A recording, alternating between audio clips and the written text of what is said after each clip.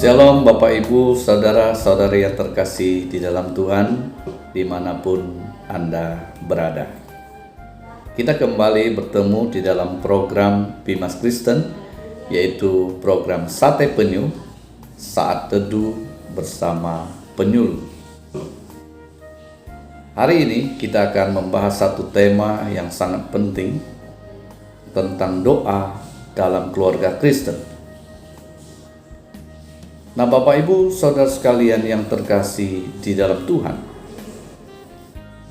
kita memiliki banyak keluarga Kristen, namun tidak banyak keluarga Kristen yang punya doa dalam keluarga secara rutin, yang punya jadwal doa di dalam keluarganya secara rutin.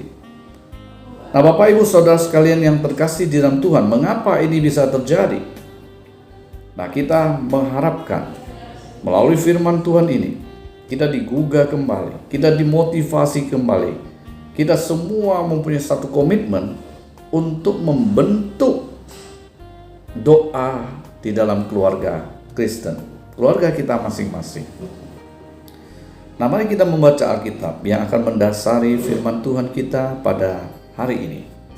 Saya ajak kita membuka di dalam 1 Timotius pasal yang kedua, ayat yang pertama sampai ayat yang ketujuh.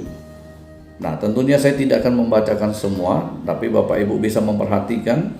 Saya akan membaca beberapa ayat yang sangat penting untuk kita lihat bersama-sama, yaitu mengenai doa jemaat. Pertama-tama aku menasihatkan, naikkanlah permohonan doa dan ucapan syukur untuk semua orang. Dan seterusnya sampai ayat yang ketujuh. Nah, Bapak Ibu, saudara-saudara yang terkasih dalam Tuhan, kita dinasehatkan oleh Rasul Paulus untuk menaikkan permohonan, doa syafaat, dan ucapan syukur untuk semua orang, untuk seluruh kehidupan kita, dan untuk seluruh hal-hal yang berkaitan di dalam seluruh kehidupan kita. Nah, Bapak Ibu, saudara-saudara yang terkasih di dalam Tuhan, saya mengajak kita, mengapa Paulus mengatakan ini sangat penting? Apa manfaatnya bagi orang yang menaikkan doa di dalam keluarga? Bukankah kita masing-masing boleh berdoa untuk orang lain? Bukankah kita masing-masing boleh berdoa masing-masing?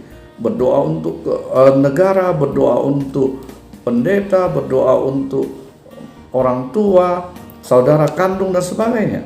Kenapa kita harus membentuk satu persekutuan doa dalam keluarga? Nah, ini yang akan kita bahas bersama. Apa sih manfaatnya? Mengapa ini disebut begitu penting? Nah, yang pertama, yang saya ingin katakan kepada kita, jikalau kita memupuk doa di dalam keluarga Kristen, maka kita akan memupuk kebersamaan di dalam keluarga. Nah, Bapak Ibu, kita lihat ya, mungkin kita boleh berdoa bersama, berdoa masing-masing. Tapi dengan adanya berdoa bersama dengan keluarga, orang tua, papa, mama, adik, anak, ya semuanya bisa berkumpul bersama-sama. Tentunya ada keintiman di antara kita. Ada kesatuan hati di dalam kita. Jangan sampai Bapak Ibu, keluarga kita bukan satu hati, tapi masing-masing sakit hati. Ya, kalau sakit hati itu sangat berbahaya antara satu dengan yang lain. Kita harapkan di dalam keluarga kita mempunyai satu kesatuan hati. Nah, bagaimana cara itu bisa terjadi? Dengan doa bersama, itu akan menyatukan visi misi kita, menyatukan hati kita dalam satu tujuan yang sama. Maka itu sangat penting untuk kita berdoa di dalam keluarga kita masing-masing. Ya, yang kedua, kita akan memupuk empati kepada orang lain. Dengan adanya persekutuan dalam keluarga, kita mendoakan orang lain, kita mendoakan saudara kita mendoakan negara kita mendoakan pendeta, guru, dan sebagainya. Kita mendoakan orang yang ada di sekitar kita, orang yang mengalami bencana, orang yang miskin, dan yang butuh pertolongan akan menimbulkan empati kita kepada orang lain. Dari masing-masing keluarga, anak-anak kita akan mulai belajar untuk berempati kepada orang lain, mengasihi orang lain, peduli terhadap orang lain. Nah, ini adalah pendidikan yang sangat penting di dalam keluarga, dan kita harus pupuk anggota keluarga kita supaya mempunyai satu empati pada orang lain, perhatian, kepedulian, kasih kepada orang lain. Nah, dengan adanya doa bersama itu akan terpupuk pelan-pelan sampai menjadi satu kebiasaan kita untuk berempati pada orang lain. Nah, Bapak Ibu, tentunya ini sangat penting untuk kita semuanya. Kita ingin keluarga Kristen menunjukkan kasih kepada orang lain, perhatian, empati pada orang lain. Jangan sampai kita mengatakan kita orang Kristen, tapi kita tidak punya empati terhadap orang lain. Kita tidak mau tahu tentang orang lain. Ini yang kedua. Dan yang ketiga, kita akan dengan adanya persekutuan di dalam keluarga kita, persekutuan doa dalam keluarga kita, maka kita akan memupuk rohani tiap anggota untuk terus bertumbuh di dalam Tuhan. Nah, ini yang paling penting Bapak Ibu. Dengan adanya berdoa bersama, otomatis rohani setiap anggota itu mengalami pertumbuhan.